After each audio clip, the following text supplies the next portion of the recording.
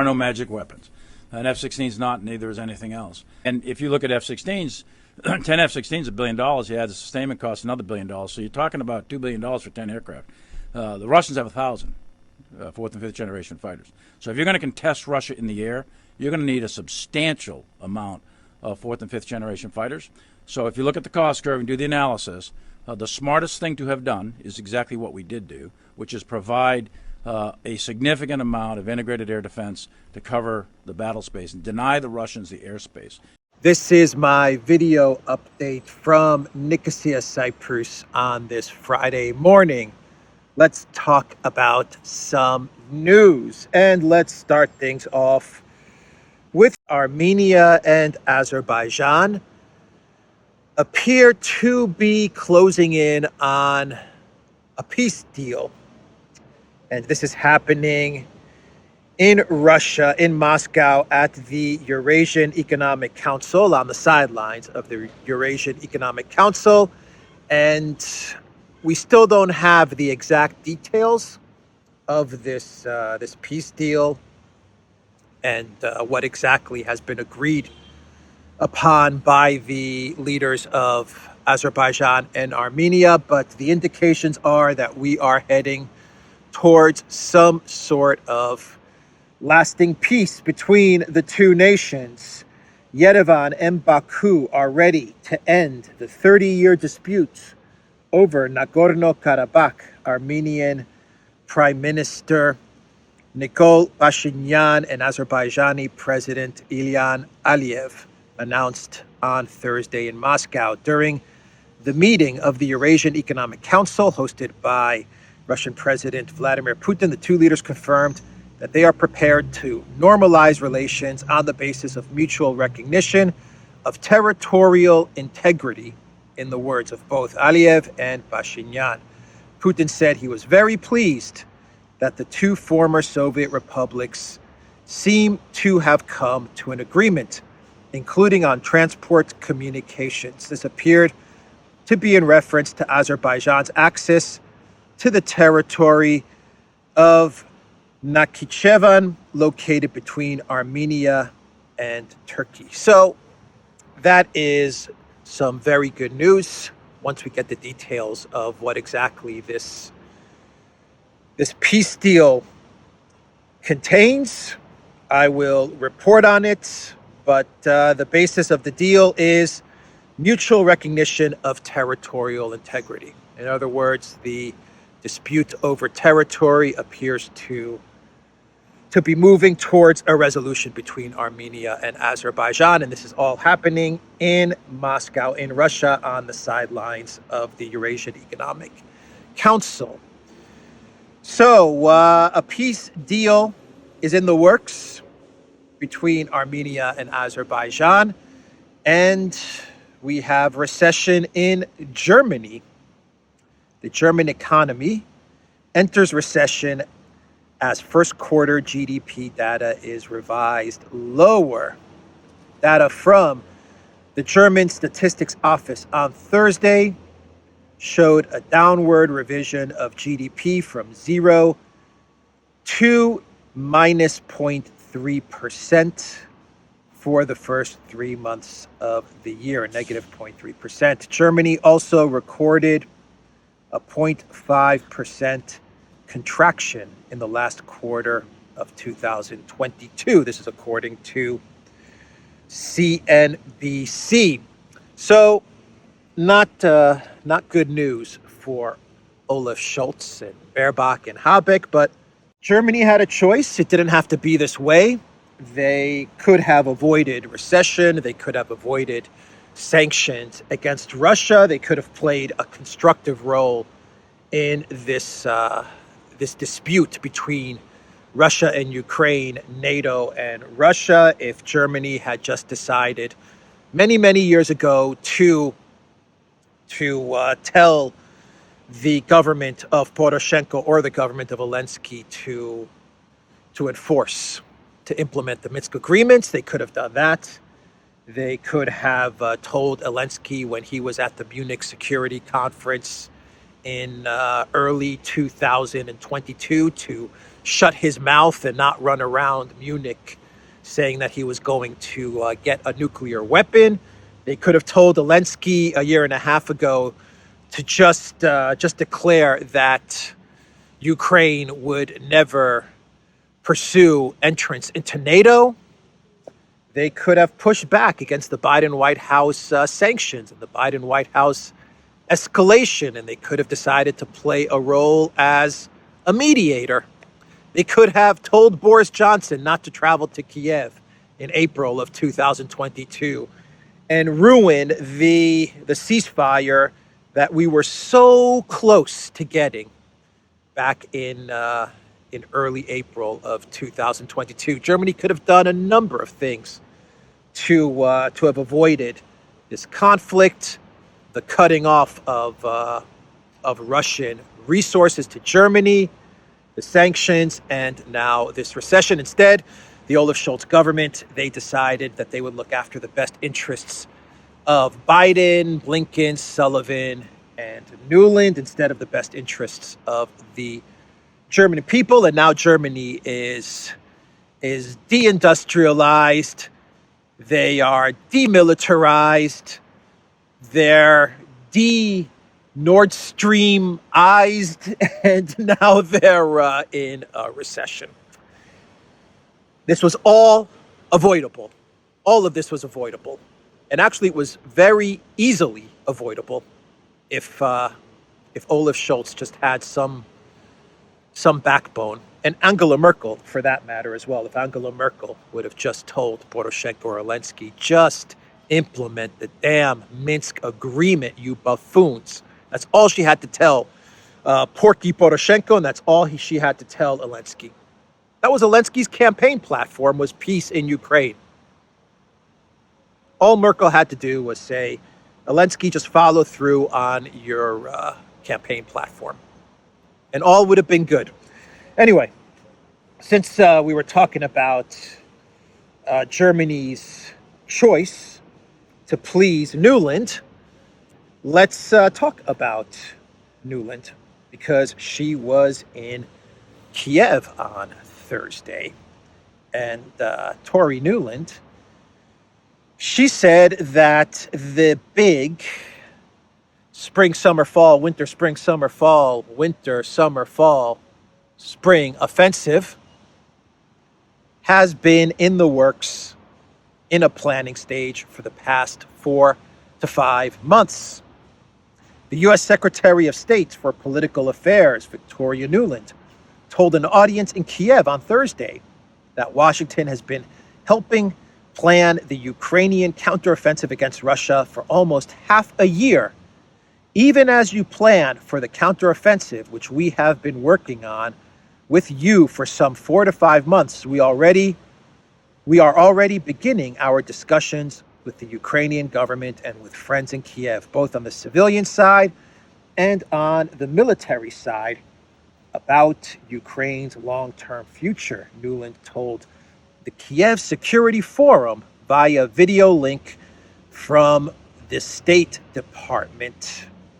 She added that the attack will be likely starting and moving concurrently with events such as the NATO summit in Lithuania scheduled for July 11.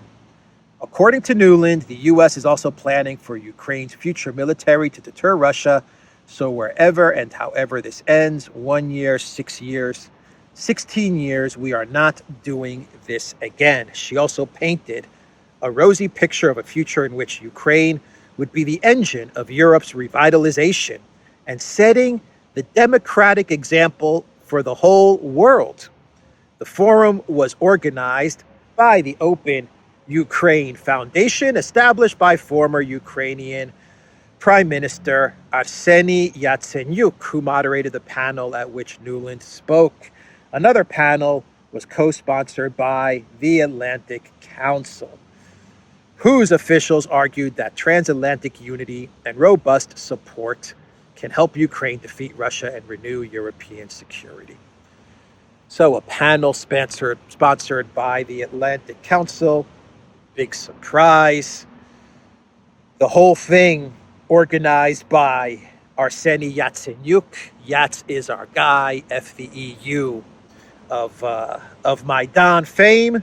No big surprise there either. Nuland saying that Ukraine is going to be setting the democratic example for the whole world. Yeah, right. Okay. Okay. I don't even have a comment for that one. What else? And she did say that the big offensive will be starting and moving, will likely be starting and moving concurrently with events such as the NATO summit in Lithuania scheduled for July 11th. So Nuland is putting a date. She's putting a date on the big offensive sometime in July, say end of June, early July, early to mid-July. That is what Nuland is saying. And according to Nuland, this big offensive, it's been in the works now for the past 4 to 5 months. So that is Nuland speaking via video link to this event in Ukraine, this summit that was taking place in Ukraine, in Kiev. And you know my feelings on Nuland. She's just a small town girl with a big dream to make it to DC, to get to the US State Department, and to make her dream come true, which is to destroy the Russian Federation and destroy Russian culture and history and all of the Russian people. Just a girl with a very, very big dream, a small town girl with a very big dream to destroy Russia. A small town girl living in this lonely world. She took the midnight train going anywhere. That is Victoria Nuland. And Nuland is saying that the counteroffensive has been in the works for months. She is hinting at a start date. We had Podolyak, the Zelensky's BFF, his best buddy. He came out with a statement yesterday, and he said that the big counteroffensive that offends me, but also offends you, and offends everybody in the world, that is very offensive, but counter to offending all of us because it's a counteroffensive. Well, Podolyak, he said that this is already underway. It's already been going on for the past couple of days. It's just that we didn't notice it. Now, obviously, Podolyak is referencing the Belgorod incursion as the opening act of the big offensive. And Podolyak, he also talked about the need for F-16s because this big offensive that is already underway, that is already taking place and stretches across 1,500 kilometers, according to Podolyak, it is going to need F-16s. And yesterday we had Mark Milley, who was, I believe it's official now, he was the head of the U.S. Joint Chiefs of Staff. I believe now that position has gone to General Brown, but Milley, he came out with a statement, and that is my cue to leave as the noise kicks up here at the Tree of Life in Nicosia. So Milley, he came out with a statement on the F-16s as he was speaking to the press, and Milley said that the F-16s are no wonder weapon. That is what Milley said. The F-16s are no wonder weapon. He said the F-16s will be expensive and they are not going to be a miracle weapon. He said American F-16 fighters will not become a miracle weapon for Ukraine and will cost much more than shells and ground equipment. There is no miracle weapon in war. The F-16 is not one like everything else. And Milley said that the most important thing for Ukraine right now is to build up their integrated air defense systems. More Patriots. So that is what Milley said. Milley also said during the press conference that it is very unlikely, very difficult for Ukraine to gain any of the territory that Russia currently holds. He also made that statement as well. So Milley is on his way out. It looks like he poured a lot of cold water on the F-16 dream. Now, Milley also praised, to be fair, he also praised the fighting of the Ukraine military in Bakhmut. He said that the Ukraine military in Bakhmut, they held off the Russians for many, many months, and it was, I believe he used the words, it was an exceptional or an extraordinary military effort from Ukraine in Bakhmut. I forgot the exact words that he said, but he basically said that the Ukraine military performed incredibly in Bakhmut. Politico, they talk about Milley's statement in a post with the title, F-16s won't be a magic weapon for Ukraine, Milley warns. So even Politico is picking up the statements about the F-16s from Milley. The U.S., though, did decide to approve another $300 million in military and financial aid to Ukraine the other day. So you had $350 million that Biden gave to the Zelensky regime when he was in Japan attending the G7, and yesterday we got another $300 million approved to the Zelensky regime. So we had an event in D.C. that took place a couple of days ago, and it was the launch event, the launch party for a new app that the U.S., along with Ukraine, has developed called the Diia app, the DIIA app. And this is basically an e-governance app. It is the state, your entire life connected to the state in a smartphone, like real 1984 kind of surveillance, monitoring stuff, social credit system in overdrive kind of technology. And at this event was Samantha Power. I say Powers as in Austin Powers. Samantha Power was at this event. I guess you could say she was headlining this event, and she was talking up all the money and development that has gone into creating this government app in Ukraine, which is going to basically monitor all of the Ukraine citizens. And she was really, really excited about this app. Anya Parampil, she said Kiev officials and Samantha at Power USA Aid are in D.C. celebrating how the Ukraine war kicked off a new age of e-governance. Alongside the executive chairman of Visa, they are openly describing the sacrifice of Ukrainian civilians on the altar of Western finance and tech. So Samantha Power, the executive chairman of Visa, and a whole lot of U.S. money and U.S. development to create this surveillance application.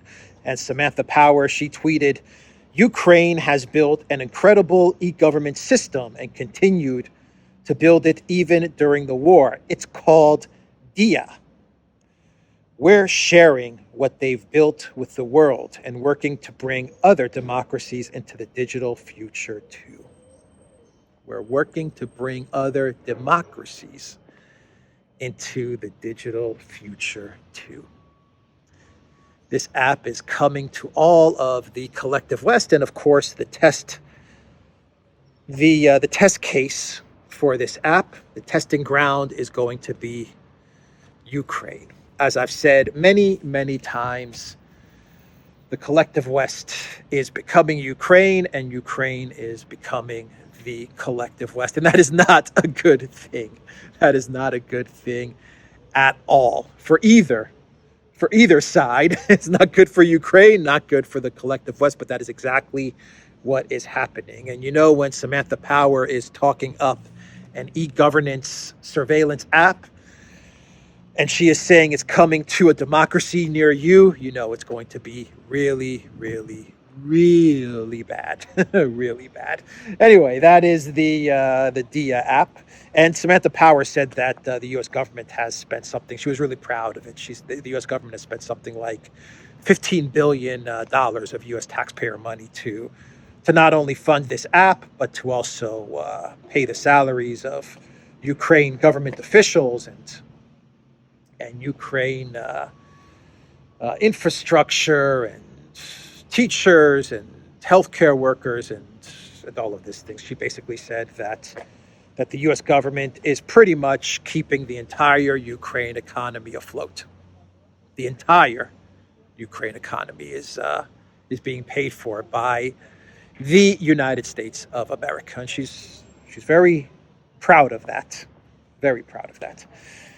Let's now talk about a couple of clown worlds. Let's do some clown worlds here. And this first clown world, we go to the UK and to Defense Minister Ben Wallace. The walls of Nicosia, everybody. The walls of Nicosia. Ben Wallace was meeting with the Ukraine Minister of Defense, Mr. Reznikov, and they were really, really proud of the Storm Shadow missiles. Really proud of those Storm Shadow missiles. And Mr. Reznikov, the Ukraine Defense Minister, he said, "We had the opportunity to shake hands with pilots who successfully use a weapon called Storm Shadow."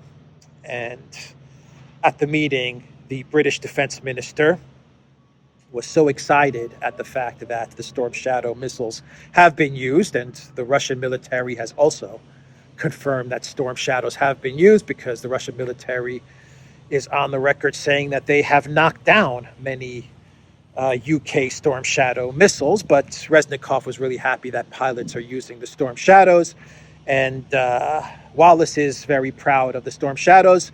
And during this ceremony, during this event, the UK Defense Minister presented Reznikov with a postcard with a photo of a Ukrainian Su-24 armed with a Storm Shadow. What is it with these guys and their stamps and their postcards? What is their fascination, their obsession with having to create stamps and postcards of these weapons and stuff like hitting the Kerch Bridge or fighter jets shooting Storm Shadow missiles? I don't understand it. I really don't understand this desire to have to put this stuff on postage stamps and postcards. But anyway, that is what Ben Wallace gave to Reznikov, a postcard with a Ukrainian Su-24 armed with a Storm Shadow. In Denmark, we have a Danish diplomat, a top diplomat, who is urging Danes to go on holiday in Ukraine to show support for the people of Ukraine. So you have a diplomat in Denmark telling the people of Denmark to go on holiday in Ukraine. Doesn't seem like it's it's a good holiday destination. It wouldn't be what I would be recommending people go to Ukraine to holiday, but hey, why not? All the cool kids, they go to Kiev and they visit Zelensky in Kiev. So who knows? Maybe it is a good vacation spot. I've seen some videos from Lviv and from Kiev, where the nightlife definitely seems to be going off. That's for sure. Anyway, that is the video, everybody. theduran.locals.com. We are on Rumble and Rockfin, ODYSEE, BitChute, and Telegram. And go to the Duran shop.